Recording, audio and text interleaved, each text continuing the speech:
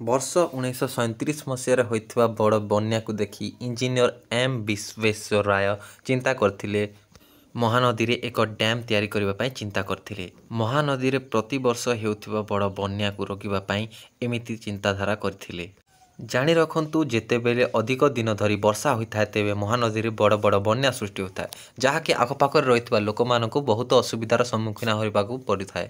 ସେ ସବୁଙ୍କୁ ବହୁତ ହଇରାଣ ହେବାକୁ ମଧ୍ୟ ପଡ଼ିଥାଏ। ତେବେ ଦର୍ଶକ ବନ୍ଧୁ, ଆଜିର ଏହି ଭିଡ଼ିଓରେ ଆମେ ଜାଣିବା କି ହୀରାକୁଦ ଡ୍ୟାମ୍ କିପରି ତିଆରି ହୋଇଥିଲା ଓ ଏ ପଛର ସମ୍ପୂର୍ଣ୍ଣ ତଥ୍ୟ ଜାଣିବା। ତେବେ ଦର୍ଶକ ବନ୍ଧୁ, ଚ୍ୟାନେଲଟିକୁ ଫାଷ୍ଟ ଟାଇମ୍ ପାଇଁ ଆସିଥିଲେ ତାହେଲେ ଚ୍ୟାନେଲଟିକୁ ସବସ୍କ୍ରାଇବ୍ କରିଦିଅନ୍ତୁ ଆଉ ପାଖରେ ଥିବା ବେଲ୍ ଆଇକନ୍ଟିକୁ ପ୍ରେସ୍ କରିକି ଅଲ୍ରେ ସିଲେକ୍ଟ କରିଦିଅନ୍ତୁ।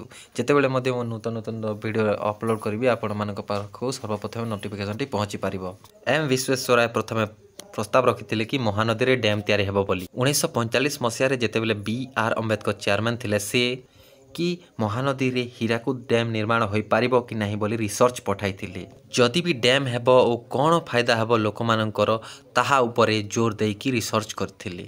ତେବେ 15 ମାର୍ଚ୍ଚ 1946 ମସିହାରେ ଓଡ଼ିଶାର governor sir Hawthorne Lewis Hirakud dam ନିର୍ମାଣର ଭାର ନେଇଥିଲେ। ତେବେ ଭାରତର ପ୍ରଥମ ପ୍ରଧାନମନ୍ତ୍ରୀ ଶ୍ରୀ ଜବାହରଲାଲ ନେହେରୁ 12 ଏପ୍ରିଲ 1948 ମସିହାରେ ହୀରାକୁଦ ଡ୍ୟାମ୍ର ଶୁଭାରମ୍ଭ କରିଥିଲେ।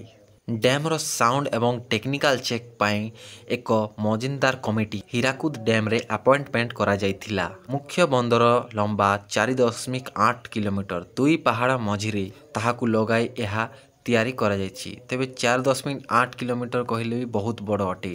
ତେବେ ସେହି ଦୁଇ ପାହାଡ଼ଟି ହେଲା, ଗୋଟିଏ ପଟେ ଲକ୍ଷ୍ମୀ ଡୁଙ୍ଗରି ଆଉ ଗୋଟିଏ ପଟେ ଚନ୍ଦିଲ ଡୁଙ୍ଗରି।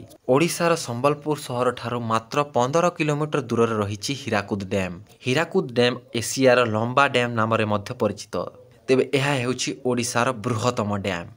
ଏହି ଡ୍ୟାମ୍ର ଲମ୍ବ ହେଉଛି 4.8 କିଲୋମିଟର ଏବଂ ଏହାର ଉଚ୍ଚତା 200 ଫିଟ୍।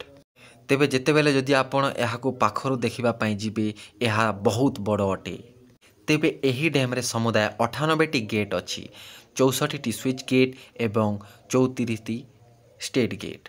ଇଣ୍ଟରନେଟ୍ ବା ଗୁଗଲର ରିସର୍ଚ୍ଚ ଅନୁଯାୟୀ ହୀରାକୁଦ ଡ୍ୟାମ୍ ହେଉଛି ଏସିଆର ସବୁଠାରୁ ବଡ଼ ଡ୍ୟାମ୍ ବା ମାନବ ନିର୍ମିତ ଡ୍ୟାମ୍ ବୋଲି କୁହାଯାଏ। ତେବେ ହୀରାକୁଦ ଡ୍ୟାମ୍ର ନିର୍ମାଣ ପଛରେ ଦୁଇଟି ପ୍ରମୁଖ କାରଣ ରହିଛି। ଗୋଟିଏ ହେଉଛି ଇଲେକ୍ଟ୍ରିସିଟି ପ୍ରଡ୍ୟୁସ୍ କରିବା, ଆଉ ଗୋଟିଏ ହେଉଛି ଚାଷ ଜମିମାନଙ୍କୁ ଜଳସେଚନ କରିବା। ଏହି ଡ୍ୟାମ୍ର ମୂଳ ଲକ୍ଷ୍ୟ ଥିଲା।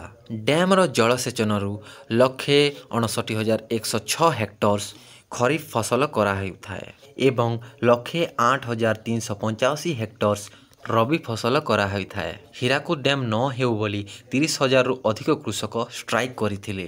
ହୀରାକୁଦ ଡ୍ୟାମ୍ରୁ ପ୍ରାୟ 15,000 ଲୋକ ପ୍ରଭାବିତ ହୋଇଥିଲେ ଏବଂ ପ୍ରାୟ 22,000 ପରିବାର ବିସ୍ଥାପିତ ହୋଇଥିଲେ।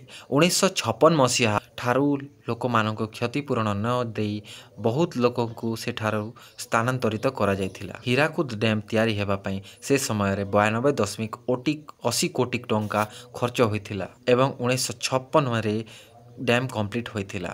48 କିଲୋୱାଟ୍ ଇଲେକ୍ଟ୍ରିକ୍ ବାହାରିବା ପାଇଁ ଟର୍ବାଇନ୍ ଲଗାଯାଇଥିଲା। ଡ୍ୟାମ୍ରେ 347.5 ମେଗାୱାଟ୍ର ପାୱାର ବାହାରିଲା ବୋଲି ପାୱାର ହାଉସ୍ ଲଗାଯାଇଛି।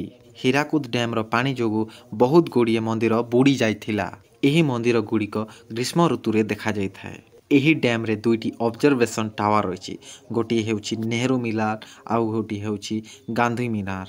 ତେବେ ଆଜିର ଭିଡ଼ିଓରେ ଏତିକି ହିଁ ଖାଲି। ତ ଭିଡ଼ିଓଟି ଭଲ ଲାଗିଥିଲେ ଲାଇକ୍ କରିବାକୁ ଭୁଲନ୍ତୁ ନାହିଁ। ଦେଖା